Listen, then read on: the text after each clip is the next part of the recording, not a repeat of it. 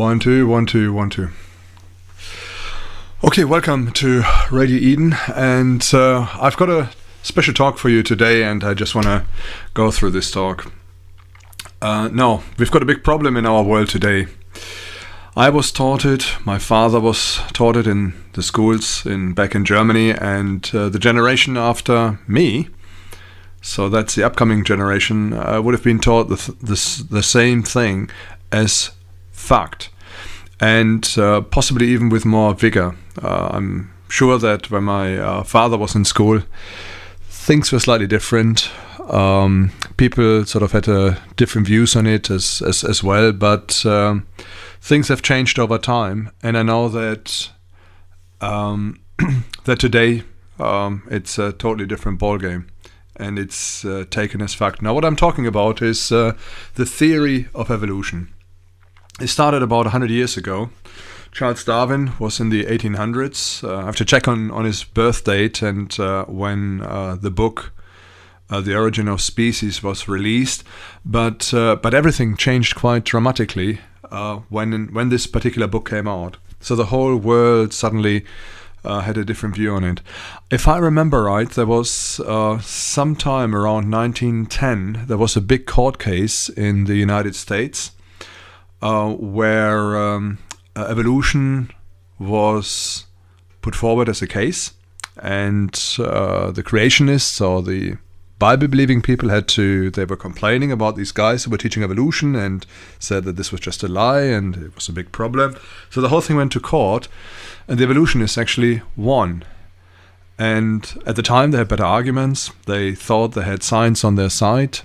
And since then, the concept of evolution took its march into society, and today I would imagine that everybody who never really went into this and never really spent any time considering any alternatives to evolution would assume that is where we are coming from. Now, Darwin looked at nature. He saw certain mechanisms, and I sort of read about him that he went to the Galapagos and he saw all these different strange creatures and animals who were totally isolated on the Galapagos Islands. And then when he sort of came up with his ideas, he came up with a statement which I'm sure most of you know, which is called the survival of the fittest. I repeat, it's the survival of the fittest. He saw that sometimes changes in species took place so that they were more adapted to their environment than other species. So that means the species which would cope better in a particular environment would survive the other species and start dominating. At the time of Darwin, genetics wasn't really well understood, but farmers had been breeding animals, domesticated animals, for hundreds of years. So it was understood that through breeding you could change an animal, you could change its characteristics through selection. And Darwin assumed the same was happening in nature, that through selection the more fit or the fittest animal would survive, whereas the more disadvantaged animals, they would die off, and possibly one species cross to another. Anyway, it's the book took its course. It was assumed to be scientific, even though a lot of it was based on just ideas, not really on science. Again, when we look at empirical science, for example, you make a statement and you say there's gravity. You take a coin or a weight, you drop the weight, and then you can prove there's gravity. So you do an experiment, and based on the experiment, you can prove your theory. And it's just a very simple example, but in every discipline of science, in natural science, this experiment is being made, and using experiments, theories are popped up and are verified. Okay. Anyway, theory of evolution. Most people today assume that this idea is correct and scientific because the scientists, they come up with this and they talk about this. And as a result, they often look at the Bible or creation as the alternative to evolution as something more closer to a fairy tale book or a fairy tale. That creation might just be a nice story, but Adam and Eve, yeah, who knows?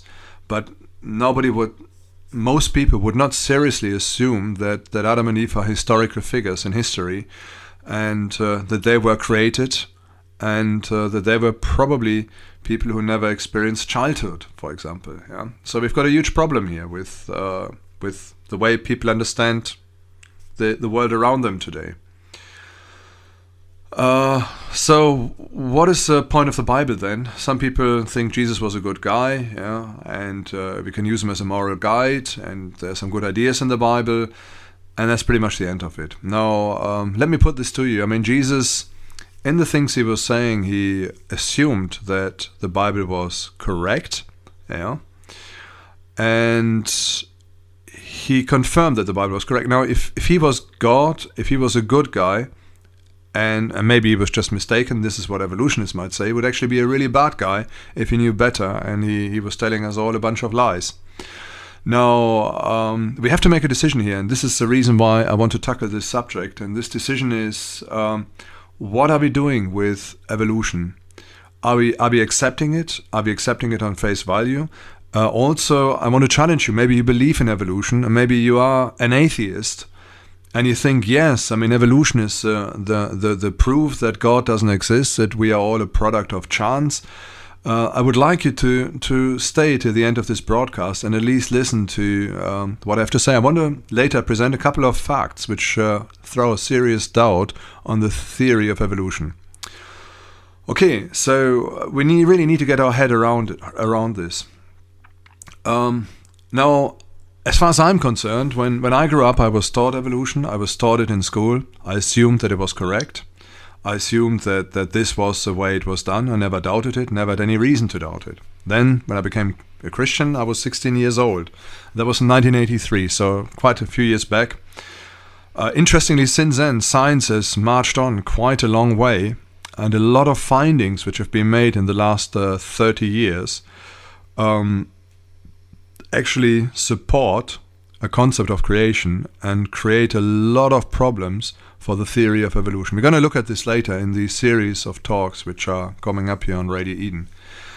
Anyway, I became a Christian. I was 16 years old, well prepped in all that biology had to give me, assuming that we are descendants of animals. When I went to church, being a young Christian, in one instance an old granny told me that creation was true because the Bible said so and God wouldn't lie to her, and that Adam and Eve were real people. I couldn't help but belittle them at the time. And I felt maybe a little bit arrogant, but I thought, yeah, poor old woman, you can't really destroy her little faith by putting the facts of evolution to her. So I didn't argue with them. I accepted her viewpoint, but I didn't share my concerns I had with the concept of creation and with the story of Adam and Eve. Meeting other Christians younger and closer to my age, sometimes I found that they shared the same viewpoint as this old lady in my church, that Adam was real and that creation as it is described in the Bible was actually the truth. And I was quite shocked at that. I thought, how can people, my age, a little bit older at the time, in their 20s, just throw science overboard? And to me, I thought, all these guys are doing is they're just closing their eyes. They're not looking at the reality, and they're just, saying goodbye to their brain whilst they try to follow God. And that was my viewpoint at the time, a little bit.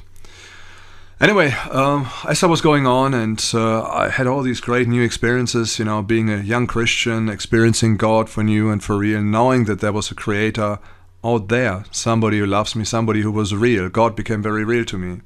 And I felt that he was challenging me for the first time in my life, and I started questioning the theory of evolution. So God was challenging me and said, look, just look at this a bit closer. Anyway, being challenged, I went back to my class. I had a look in the school book, and evolution was described in quite some detail. And suddenly the answer just hit me. At the time in the school book, bearing in mind this is 1983, so they used quite antiquated ideas which were coming along about the theory of evolution. And all I saw, they were looking at the common ancestor between man and monkey, and they created this skull which looked somewhere between man and monkey. But when I looked at what they actually found, it was just like a small piece of the skull. And based on this small piece, like I'm not sure what it was, if I remember right, something like a jawbone or something, but it was just a small piece on the skull, just a fraction. And based on this fractured part of a skull, they created a whole skull all the way around. So it was less than maybe 5%, less than 3% of the skull they had, and all the rest was just made up. So at that point, I knew this is just like a lot of fantasy they're making up. A lot of imagination has gone into it to try and prove evolution. But the point is, and this is what we need to get across here, these guys, these evolutionists, and maybe yourself as well as you're listening, the fundamental assumption is there is no God. Therefore, we must come through a process of evolution, from single cellars all the way up to man. Why? Because we are just an act of chance. We are just a product of chance. That's the fundamental concept these guys have. So anyway, for me, at the point it was not clear, but I started questioning evolution quite severely, based on what I've seen in the book. When I looked further and I looked at other examples of evolution has taken place, there was nothing really convincing about it. There wasn't the obvious staring in the face where you could see, yes, this was probably right, this is probably a good theory, and surely it must come from that. As I felt God was directing my attention to this fact, my faith in evolution and science was severely shaken, and I started looking for more evidence of evolution and looked into alternatives where science is looking and supporting creationism. And I've done this since this time, and to my amazement, I found a huge number of evidence, and I'm not sure how many, but it's just a big number of little facts which again have been proven, sometimes several times over. Finds which have been made of archaeological artifacts, which prove that there's a big problem with evolution, and something with the timing is not right, and some elements of those theories, what they were making up, just doesn't add up. Yeah. And what I want to do with this series is just highlight some of these facts and let you digest them, maybe challenge them. But again, if it is true, it can be challenged 1,000 times, and ultimately it'll stand. If it is not true, it can be challenged and it'll fall over very fast. If elements of it are true, then surely that will be highlighted. Personally, I don't think that evolution is true. I believe it's a big lie. It is being cleverly designed, and it's just assumptions based on assumptions based on assumptions. And the fundamental assumption is there is no God. We are just a product of chance, a product of something, of nature, whatever you want to call it. That very often is a basic assumption, and everything is sort of built on top of this assumption. Okay, so in the last 30 years, I've looked into a lot of evidence, and now I'm a avowed creationist.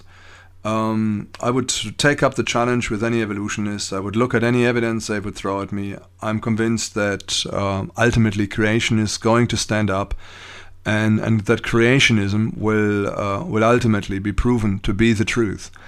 And all I can see in the scientific advances over the last 30 years, again and again and again, have been playing the ball towards the creationists in this fight between creationists and evolutionists. And evolutionists are losing ground at a constant pace, and we will probably find that, who knows, maybe in 20, 30 years' time, it'll be abundant.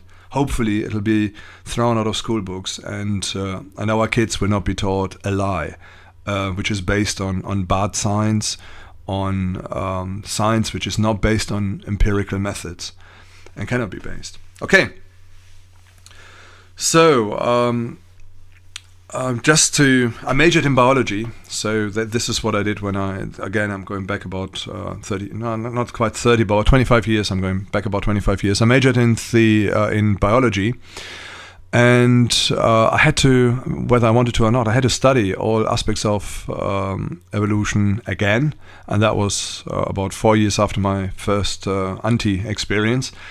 Initially, I was doing it begrudgingly, but later I thought, why not? Let's see what these guys have to say, and then look at the alternatives as well. Okay, what is the significance of evolution or creationism? Well, why is it important to believe in creationism? Why is it important to believe in Adam and Eve?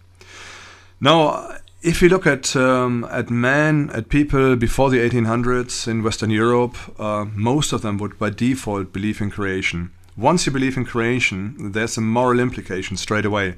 Man would know about God, because ultimately if you are created, then there is a creator, hence there is a God, hence you are accountable to somebody. And so people would feel somewhat responsible for their deeds, whether they were religious or not. Now, there's a problem, and this problem has been seen throughout history. Religion has very often been abused by people to try and control other people. So people in power used religion to try and control people they were ruling. And that was very often the case. So it wasn't just the force of the law, because the force of the law is fairly weak, you cannot really control it, but the force of religion is quite powerful. So if you can control religion and you can control people's consciences, then you've got total control over the people. The Nazis, for example, they knew this. And they tried to create a new consciousness and a new conscience where the most important thing was to work for the folk, for the people. And I sort of remember I've read a couple of interesting discussions between Christian pastors or ministers and top Nazis. And the Nazis were claiming that if they can control the youth, they will shape their consciences and they will train them into what they need them to be for the Nazi state. And similar things have been happening within socialism and in other totalitarian regimes as well. So conscience is flexible. Religion can be used to try and shape conscience and to create a means to control people. Now, this, in my opinion, is a very bad thing and a big problem as well. And I tend to agree with Karl Marx when he said that religion is opium for the people. Might be strange because I'm standing here before you as a Christian, as somebody who professes Jesus Christ as his Lord and Savior, and yet I'm saying that religion is opiates for the people. Actually, I believe that, and I believe that that religion can have a very negative impact. Now, that was happening in medieval times, and people were seeing this, and they started rising away from this manipulation, which was done from the top brass of the day to try and control people, and they tried to swim freer from that concept. And very often they went one step too far, and they instead of just leaving the control and the manipulation, they left God as well, and ultimately God was just the concept of God was just as much a victim as the people who were being manipulated. Big problem. So people lost touch with God, they rebelled against God, and it doesn't work very well. And I think evolution, or the theory of evolution, Darwin was just talking about progression, survival, change in species, and so on. People after Darwin, they took it a step further, and they took it to an extreme, and turned it into something which probably Darwin didn't even want it to turn into. Okay, the modern man believes in evolution by default, as I mentioned before. The assumption of there being a God, where we come from and where we are going to, is swept under the carpet. People understand themselves as creatures who are a product of chance, without purpose and without future. Ultimately, all you have is whatever you have here on earth. The idea of death is pushed away from our consciousness. So death doesn't exist. It's sanitized. It's put into the hospitals, into the morgues. It's no longer a big society event. People very often get buried almost in complete obscurity. And it's a big problem because people, all they have is just what they have here on earth, and how long it ever takes. And I tell you one thing, it's not a long time. If you're a young man, I tell you one thing, the last 20 years for me, they went like lightning. And I know the next 20 years will go like lightning as well. And I know after that, or even before that, I will see and face my Creator. And that is a very sobering thought, to say the least. Okay, so death is pushed away from our consciousness. Hence, if evolution is true, there's no ultimate power we are answerable to. There's no purpose for our existence. Sin doesn't exist. Again, can be a good thing, because bearing in mind that powers, people in government, people in rulership, they use the concept of sin to control people. I tell you something else. There's some stuff going on as well. A little bit on a tangent here. We've got sin, which is not really sin. Yeah. So, for example, I give you 2 examples of what is happening. After the war, people during the war, and I know this from my parents, I'm talking about the Second World War, they had a real problem with food, and they were suffering, hunger, real hunger after the war. And I know some stories my mother was telling me that she felt hungry all the time, and even though her family were farmers, everything was pretty scarce, and it was a big problem. So people were fighting for survival. As a result, food became something very holy and very precious, and you never threw any food away. So if you bought too much food, before you threw it away, you would eat it whilst it was already gone rotten. Okay, I can tell you a couple of results of that. My grandfather once got food poisoning because he was eating fish which had gone off, and it almost killed him. It didn't. He was in hospital for some time, and they got him back around again. But that was just one thing, and it came from this mentality: you don't throw any food away. If you throw food away, it's bad. It's sinful.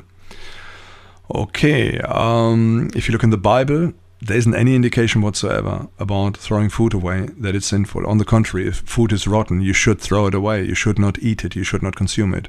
But I can read the Bible from Genesis to Revelation, and I don't find any example where throwing away spoiled food is a sin, or not eating all your food is a sin either. Quite interesting. Another thing which is more from modern times is the whole carbon thing. That people start feeling guilty about consuming too many carbons. Why? Because some scientists try and make you believe that the atmosphere is heating up. We've got the greenhouse effect, greenhouse warming, greenhouse gases. Carbon is one of those. And if you have too many of them, the sea levels will rise, the weather will become really bad, and there will be a lot of problems. And we'll have this problem of global warming. Okay, couple of facts, and you may argue with them as well. Global warming took place for a little bit between the 70s and the 90s, and since the 90s, worldwide temperatures have been going down again. To give you a couple of examples, last year in Siberia they had record minus temperatures during winter time, record minus temperatures. And Western Europe in general as well has cooled down a little bit. Now the arguments of the global warming lobby is because of climate change. Interesting as well, the global warming has gone away, and it's no longer global warming, it's not climate change. The climate change is taking place because of all the carbons, and they upset the whole weather patterns. Yeah. There are a couple of other things as well. Some scientists say that it's not really carbon emissions, it's changes taking place in the sun, which have been measured and tracked. And these changes are responsible for some variations in our global temperature and in our weather. Whatever you believe, again, the Bible doesn't say that it's sinful if you burn too many carbons, like in olden days maybe you had too many fires going, or in modern days you are driving a car or you're flying by aeroplane or anything like that. It's not a moral indicator, and there's no nothing said in the Bible that it's evil to drive your car or to heat your home. There are a couple of verses where people are warned to destroy the earth, and surely we should look after the earth as well. And there's an argument with that, and there's also an argument to be reasonable and not to to be reckless and be destructive in everything we do. A happy medium, a happy balance. But the main thing is, it is not something to feel guilty about. You should feel guilty about breaking the commandments, for example, by not loving the Lord thy God with all your heart, all your soul, and all your mind. First commandment, or the most important commandment according to what Jesus said. And love your neighbor as yourself, which is the next one. And I mean, that's these two commandments. I mean, I don't think there's a single day where I don't break them. But that's something to feel guilty about, not, whether you're going by bicycle to do your shopping or you go by car. Okay, so that was just a small point, a small sideline about sin and sin not existing, and sin, our consciences, also being formed not necessarily by God, not necessarily by a moral compass which we have in the Bible, but it could be formed by society. Again, if I go back to, and I'm going to leave it at this, if I go back to the old German days, if you were a coward in battle and you wouldn't fight, and you didn't come back home after a battle with some wounds, you were seen to be a really bad person. So you had to kill and ravage and be very violent, and that was considered to be good. And that was part of the codex, the old German said, when you read Tacitus and the way he was describing them. But anyway, let's carry on with the concept of evolution here. So the problem is, if we have got evolution, and evolution is true, then sin doesn't exist, and we are creatures of instinct. Since survival of the fittest is the key, because that's something evolution teaches us, or what Darwin has taught us, then it's okay to kill, to destroy, and to push others out of the way. Because if we are the fittest, then according to evolution we should survive, and we should, do something about it to make sure that our lineage, that our offspring, will be the next generation of ruthless people who will just bully their way through life and make it to the top, so that they will be the fittest to survive. By the way, needless to say that the Nazis, they took this theory and they justified their actions of genocide by following Darwin's train of thought. So it is just something to bear in mind what evolution is all about and what it is leading to.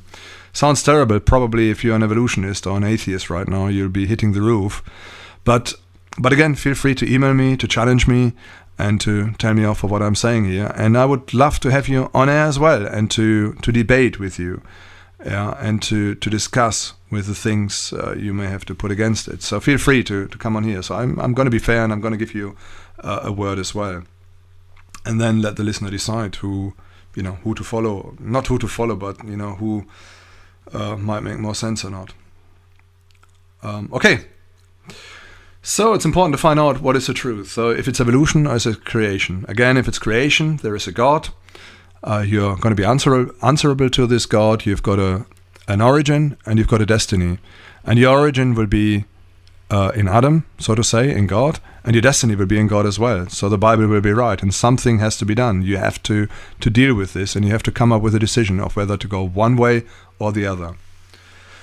Next, we need to ask ourselves, what does nature tell us? Does it show us there is evolution, or does it tell us a story of creation? So we need to look into nature, and obviously every evolutionist will agree with that, and that's what they've been doing for the last 100 years, to look into nature and pick out little things and then make up their theory, or try to strengthen their theory with picking out things. And they've done fossil records, they've looked at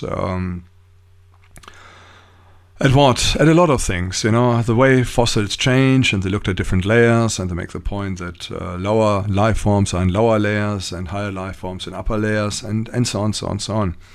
Now, for many, many years, I would say for probably about 150 years, we have more or less been accepting what these guys were feeding us. In the last 50 years, it's turned around, and evolutionists have come under sharp criticism.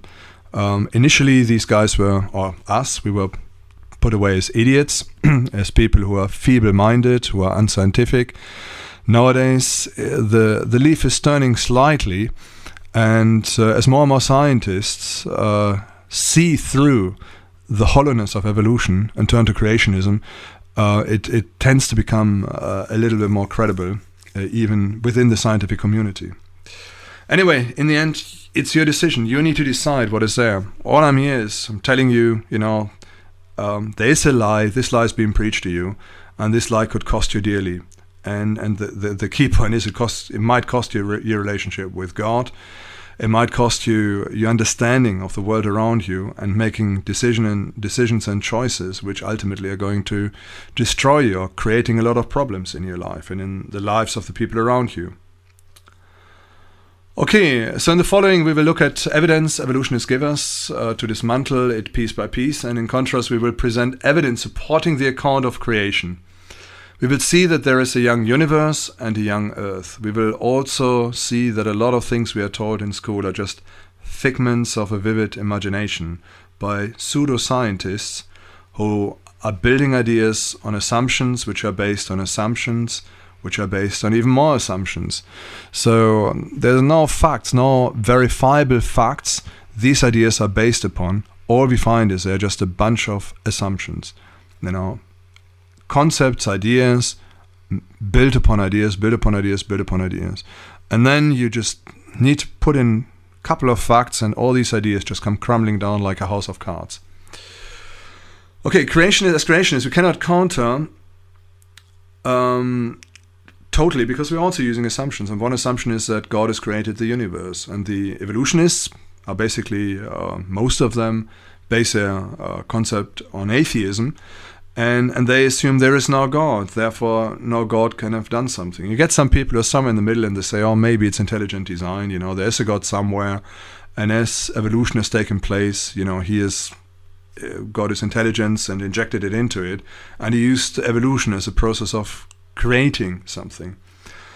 Again, it just doesn't tie up. This is a big thing. You look deeper into it. You look into genetics, you look into the fossil records, you look into the Earth history, into the stratas. You look into loads of evidence you can find on this Earth, and it just doesn't tie up. On the contrary, you find evidence which diametrically opposes the concept of evolution. Diametrically, and then very often these evidence, these pieces of evidence, which would contradict the concept of evolution there and then, are totally ignored by the scientific community. Totally ignored by the scientific community. And you think, what's going on with these guys?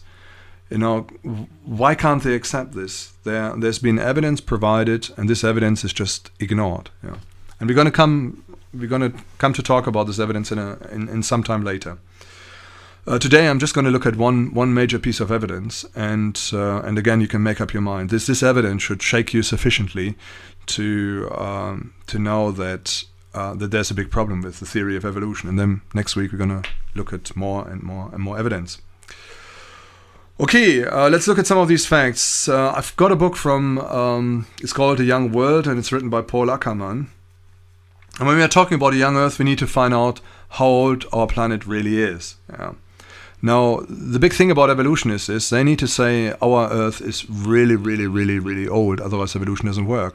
Bearing in mind that advancement of life is through, what they say, through mutations.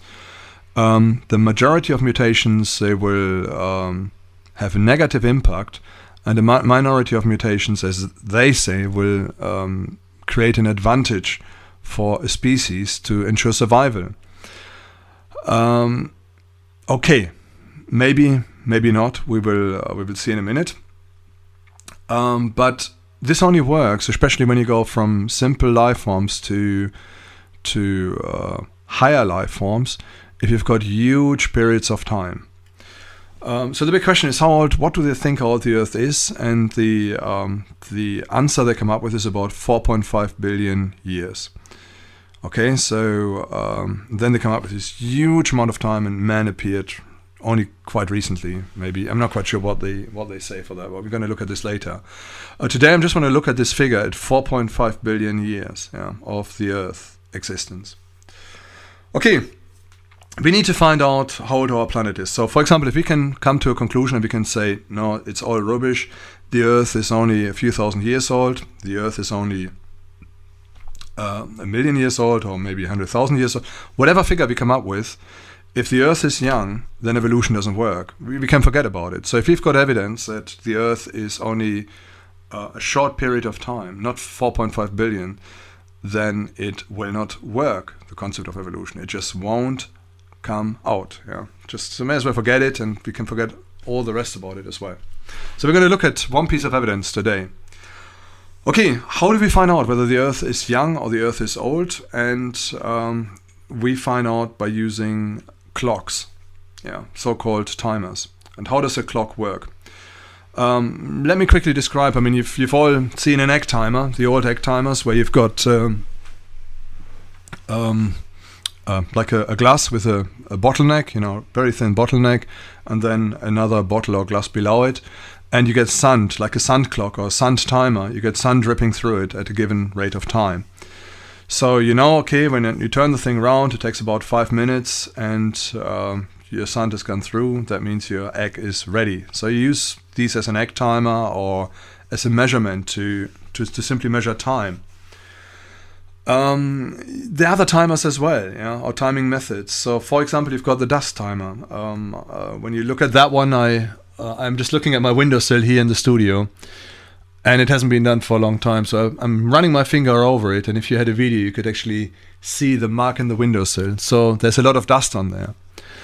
Now, based on the dust, I could probably say that it hasn't been dusted for at least half a year. And if there were no dust on it, I could pretty much say, it's been dusted quite recently. Or if a little bit of dust, I might say maybe last month it's been dusted. You get the point I'm trying to make. With the level or the amount of dust, you can give an estimate of whether it's been cleaned last week or it's not been cleaned last week or a month or even more than a month. We've got other timers as well. We've got rings in a tree rings. You chop through a tree and you can see how old the tree is by just counting the number of rings. You've got decay timers. That's quite interesting. So, for example, if I take an apple and I just leave it sitting on a shelf. So it happened to me recently. I went away to Germany, came back. I still had some apples and they were totally shriveled up. And based on the shriveling, I could estimate that, it's probably been left there for about 2 or 3 weeks, and I could throw it away. In forensics, they do the same thing about dead bodies, where they look at the environmental factors, and then they can make a decision on how long the body has been dead and when the person actually did die. You've got a wine timer for maturing wine. So a wine connoisseur will be able to tell by just tasting it which vintage the wine is, whether it's an old one or a young one. Possibly you can tell the year as well. We've got a fashion timer as well, and I find it sometimes interesting when you watch television that you watch a program, and based on what the people are wearing on the program, you can say that the program was in the 40s, the 50s, the 60s, 70s, 80s, or 90s. And it actually works reasonably precise. So you look at a film and you look at the cars and the clothing, and you know pretty much which decade the film was made in.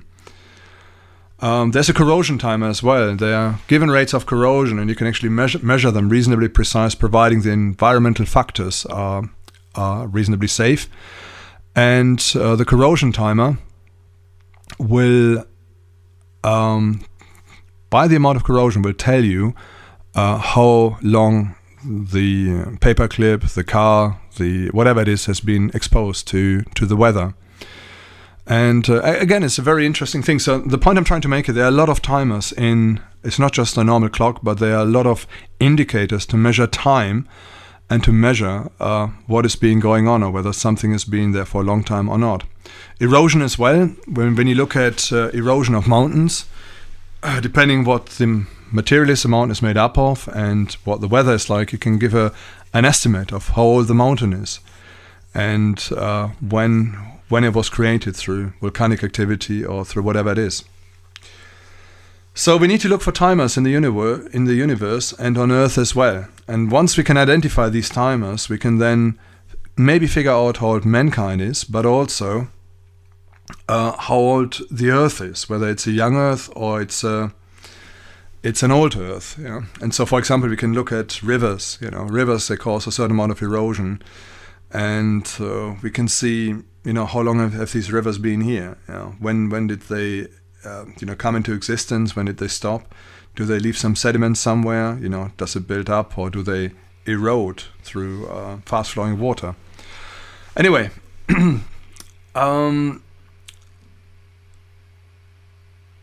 let's move on. Okay, the thing I want to talk about today, and we've only got about 20 minutes left, is moondust, dust on the moon. Okay, as I mentioned before, the world is considered to be about 4.5 billion years old. I don't believe this figure, but evolutionists will tell you this figure. So they reckon that the moon is about 100,000 years less. Yeah, so the big collision and something else happened, and the whole thing divided, and suddenly there was the Earth, there was the moon, both orbited around one another. That's pretty much the story they'll tell you, and the story you get told all the time. Okay, my first question is, how did they come up with this figure of 4.5 billion years? Why not 6 billion, 20 billion? Why not say maybe between 3 and 5? Quite interesting. Why? Why do they come up with this figure? The answer is, or the assumption which is made is that stone samples are tested and dated, and that is how they come up with this figure. So they do this radon carbon dating and other dating. And the problem is, again, we're going to look at this whole dating concept later on, and there's a huge problem with this dating. Couple of problems. One of them is that volcanic stones, which we know are only about 100 years old, they were tested with radiocarbon dating, and they come up with figures of billions of years. So we know that this technology is not necessarily reliable because, again, it makes assumptions. It makes assumptions that the decay time of certain elements is the same throughout the whole period. Yeah, so for 4.5 billion years is exactly the same all the way through. If it is not the same through whatever reason, we've got a problem. Then these figures, they don't add up anymore. But again, we weren't there 4.5 billion years, so we don't know whether there's anything really that old, or it's just these machines are lying to us. So we have to put a lot of trust into some sort of technology where, again, a couple of assumptions are made. And the assumption is that the rate of decay has been static and steady throughout the last couple of thousand years, or last couple of 4.5 billion years. So can we confirm this figure? And the answer is no, we can't really confirm it. It's not possible to know whether this is true or not. Okay, let's look at another aspect here. And how many minutes have we got left? We've got about 20 minutes left. And this aspect is the so-called dust clock. An egg timer, little sand drops through a nozzle, and the sand gets onto the bottom part of the egg timer, and when it's full, then we know X amount of time is passed. Now with the dust timer, we are looking at some background dust. Now the cosmos our solar system is full of dust particles. And they made discoveries with high altitude balloons. Again, an evolutionist might say, who knows whether this is cosmic dust? It could have been earthbound dust, which was blown up in the higher atmosphere, and that's what is picked up.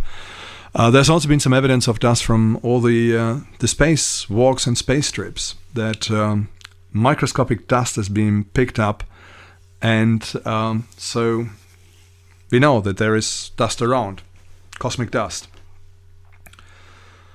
In the past, scientists sort of came up with ideas that the amount of dust which we would, expect to have might be about 1 centimeter per millennia. So that means 1 centimeter of dust per 1,000 years. Again, this figure is debatable, and the figure went up and down, and they did other tests later on, and they came up with a lower figure, and so on. But nevertheless, let's stick with this figure. First of all, we have to assume, is the dust going to be a constant? So imagine the solar system is being created, lots of stuff is being banging into one another, the planets start to form, and because of all the friction and all the things banging into one another, we can assume that a lot of dust was created in the beginning of the creation of the solar system. So that means there should have been a lot more dust floating about than now, and there's no reason why the the amount of dust over time should increase. On the contrary, it should decrease. Why should it decrease? We've got all the planets orbiting around, and they're a little bit like a hoover, with a gravity hoover, mopping up all the dust which is around them, just sucking it in, sucking it into the atmosphere, and making it sort of fall down. So it's a bit like if you walk around in your home with a hoover, eventually all the dust is in your hoover bag, and not on the carpet or in the air or anywhere else. So the amount of dust in the air is going to decrease. A friend of mine had a dust allergy and it really suffered. So they got a really powerful hoover, and every day they were just hoovering like crazy and taking as much dust as they could possibly take out from anywhere in the house. And his allergy died down. And it's the same with planets as well. So they orbit round, all of them, and through gravity the dust gets sort of sucked in. We've got the gravity of the sun, and so in time it should reduce. Anyway, so when they took those measurements, they thought it was about 1 centimeter at one stage, 1 centimeter per 1,000 years, and it was a bit less, whatever. 4.5 billion years. If you do the figures, and I hope I did my figures right, I did it on a calculator. It gets a bit confusing when you've got that many zeros to deal with. But in 4.5 billion years, assuming a constant rate of dust, we should have a layer of dust reaching up to about 45 kilometers on Earth and on the Moon as well. Now, that's a little bit high, and we know it's not here. Evolutionists say, can't be possible, so erosion. All the dust got eroded, got sucked up into the sea, and then maybe landed in elsewhere, got somewhere in sort of the infrastructure of the Earth, and so the dust just disappeared. We don't see it anymore. Apparently most of the dust is supposed to be nickel, I read somewhere, and the amount of nickel we find here doesn't equate anywhere near the amount we should have if this was true, with this 45 billion years. Okay, now the Moon hasn't got any erosion whatsoever. All we get is a few meteorites striking the Moon and probably blowing stuff all over the place, but gravity would capture it fairly fast, so it wouldn't just go into orbit or fly into space, but it would be sucked back onto the Moon after meteors hit it. So we should have about 45 kilometers of dust on the Moon, providing it was the same, but as we said before, we have to assume that the amount of dust at the beginning is more than now. So it should even be more. It might be 100 kilometers of a dust layer on the Moon, but it's not there. It's really interesting. It's not there. The Moon is not volcanically active. It's not geologically active. We don't know about earthquakes or volcanoes on the Moon. It seems to be a totally dead planet, a cold planet, and there's no erosion taking place. So you place something on the Moon, should be there for a long time. But it isn't. It's not there. Big problem. What are we going to do? Anyway, initially, the evolutionists said there must be a lot of dust on there. And they didn't assume that it was 45 kilometers. They assumed that it was somewhere between 60 and 90 meters of dust. Stacked on top of one another. Fine, cosmic, really fine cosmic dust. Okay. So they had the lunar lander. They put big duck feet on the lunar lander so they could sit on top of the dust. And Neil Armstrong said that his biggest worry, and he said this on a television interview, that his biggest worry when stepping his foot on the Moon was the dust. He was worried that he would just disappear into this microscopic dust and slip down 60 meters below the surface if these guys were right. So that was his big worry. Now we all know, he stepped on the Moon and he's pretty much stepped on solid ground. There was a little bit of dust there, but not much. American flag, they wanted to put it in the dust because they thought they're going to be like huge layers of dust, microscopic dust. Just wasn't there, so he just hit it on rock. And he had a real struggle trying to put up the American flag. What are we going to do? Huge problem. Huge problem. No lunar dust. The dust is missing. There's cosmic dust out there. It's been measured. It's been found. And even if you put the figure down to 1 millimeter per 1,000 years, you're still looking at 4.5 kilometers of a dust layer. If you put it down to 1/10 of a millimeter, which scientists know very well it's not the case, there's much more than that, you're still looking at about 45, is it 450 meters? Then 45 meters if you go even lower than that. But anyway, there should be a lot more dust on the moon than there is now. There's no question about it. Dust is in space. It's been around there forever. We need to assume that there was more in the beginning than what there is now. And it's not there. And it's not on the moon. So where has it gone? Did somebody blow it away? What's happened to the dust? So evolutionists, you've got a big problem here. A big, big problem. And you can mess about with the figures. If you come to 6 centimeters, which is pretty much what we found on the moon. I mean, you've all seen the pictures. It's just a few centimeters on the moon. So it doesn't matter how you play with the figures. 4.5 billion years just doesn't add up within that context. Not with measurable dust in space, which we can measure today. Yeah, and we need to assume that it's been there before. Okay, we've got about 10 minutes left. Here's now a big blooper about the whole dust thing. Now, the evolutionists were so convinced about their theories and about all the stuff they were saying and about the data they had. Obviously, you might argue that there's a lot of arrogance on my side because I'm downing what these evolutionists are saying and I'm believing in creationism. And probably it's true that there might be a little bit of arrogance, but it's the same on the other side as well. They would not budge. They know they are right. There has been a huge level of what should I say, haughtiness on their side, especially in the 50s when this was assumed to be the only correct science, the only correct method of interpreting the world around us, and it was a big blooper for them. Now, in order to deal with the dust problem, they reckon that it's been about $1 billion in the 60s being spent on dealing with the dust problem, even though at the time, because they had probes on the moon, they sent other stuff on the moon, the majority of scientists, based on what they found already on the moon, didn't think that it was going to be a big problem. But the evolutionists insisted on it and said, look, you need to do something about this, otherwise your lunar module might disappear in a cloud of dust and your astronauts will never to be found. They'll be buried in a thick layer of dust on the moon. Problem is, it's very difficult to bury somebody in 6 centimeters of dust. Yeah, it's very, very hard, very difficult. So, $1 billion of taxpayers' money based on a corrupt and ill-conceived idea. Well done, evolutionists.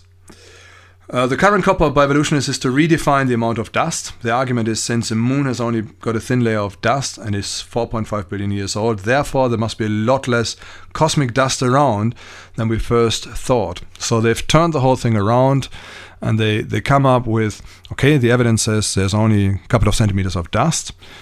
Therefore, whatever measurements we have taken before, which led us to the conclusion that there must be 60, 70 meters of dust, must be wrong. We can't get around it. The Earth is 4.5 billion years old. Therefore, there's virtually no dust in space at all.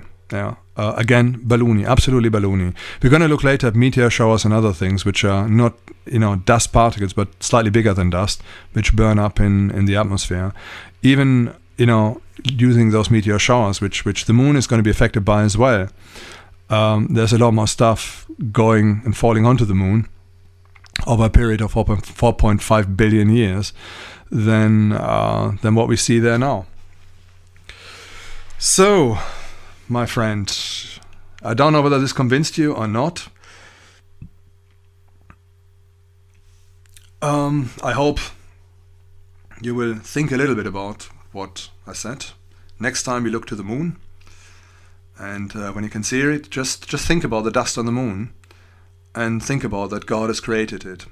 Genesis says that God was creating a light for the night, a lesser light for the night and a brighter for the day. And we've got the sun and the moon. We're going to look at some anomalies of the sun as well and some ideas people have which, again, just don't add up and don't fit into the concept of evolution. Looking at the dust clock, we can see at least that some ideas floating around within the world of evolution simply don't add up. From a creationist point of view, it is not a problem. God created the moon about 6,000 years ago, which probably makes evolutionists laugh with a loud belly laughter. Still, I'm telling you, the dust which is found on the moon confirms the Bible. The dust is about a centimeter, 6 centimeters, a couple of centimeters of dust on there. So depending on whether there was more or less or whatever, the measurement which has been taken in the 50s, where they tried to measure the amount of cosmic dust, ties up with the dust we find on the moon, and the figure we come up with is a couple of thousand years, maybe 6, maybe more, whatever.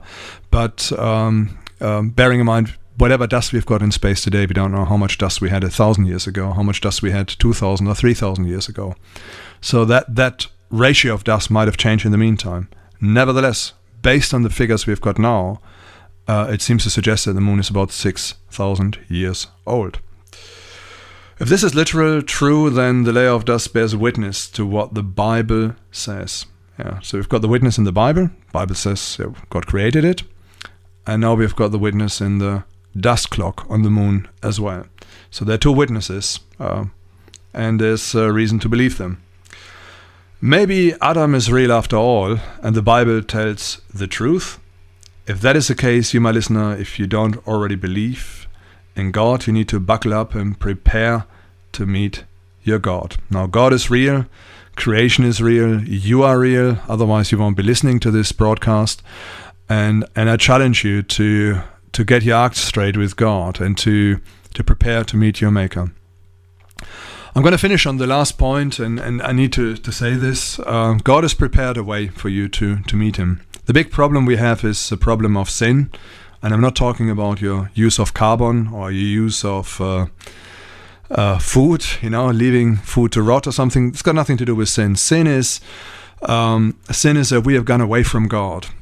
And all I need to do is quote the first commandment, love the Lord thy God with all your heart, all your mind, and all your soul. And I know that each one and every one of us has failed within this first commandment. And love your neighbor as yourself. Look at that one. There's no chance, not even one of us. Yeah, I would even go as far and say, Mother Teresa, you have done everything you could, but if it weren't for the grace of God, and if it weren't for God, changing you and changing your heart, you wouldn't have been doing what you were doing, and you would, certainly fall foul of the standard God has set before us. So how can we get back to God? It's a very simple way, and it's a very simple concept in the Bible, and that is that God came into this world. God became man. That's what the Gospel of John chapter 1 says, that God became flesh. He became one of us. He took the sin you and I are guilty of before God upon Himself and nailed it to the cross. He shed His blood for you and me, and if you believe that Jesus has died for you, and if you can accept that He has shed His blood for your sin, then you can receive forgiveness. And then the barrier between you and God is taken away, and you can experience God for real. So I want to encourage you, wherever you are right now, to just bow down your head and say, Jesus, I want to believe in you. I want to believe that you have died for my sins, that you have given your life for me, that you have done everything so that I can have peace with God. Jesus, I believe that you came into this world to pay for my sin. Forgive me for what I have done. Help me to live the way God wants me to live right and good before you. Have mercy on me. Jesus, I call on your name, and I call on you to come into my life and become my Lord and my Savior. If you have said this, and you mean this with all your heart, with all your mind, with all your soul, and it's your determination to love your God above all other things, and to love your neighbor just as you love yourself, then you can have a new start, you can have a new beginning with God. And then you can face eternity. And when the time comes and you enter the shores of eternity, you can be assured that the one you have just now entrusted your life to, Jesus Christ, will take you into eternity and will take you into fellowship with God. The alternative is grim. I tell you, my friend, Jesus has warned us, and He said, don't rejoice that you have got, all these great things I've given you, heal the sick,